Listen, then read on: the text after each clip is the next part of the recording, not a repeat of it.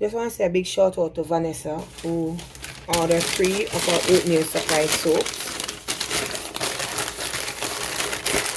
So we are packing it today to ship tomorrow.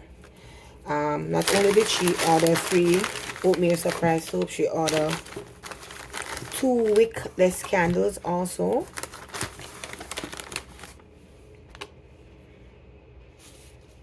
So we always bubble wrap, although we use the peanut and the paper, wrapping paper.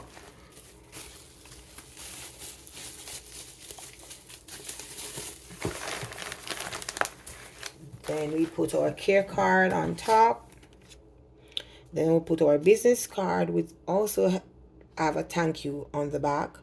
I think these are so cute. My husband designed these. Then we add more peanut. These really smell like peanuts. All right. So we make sure we cover all the candle jar. We don't want no breakage. Although we put a thank you card on the inside, we put a sticker already on this box, as you can see, on the outside.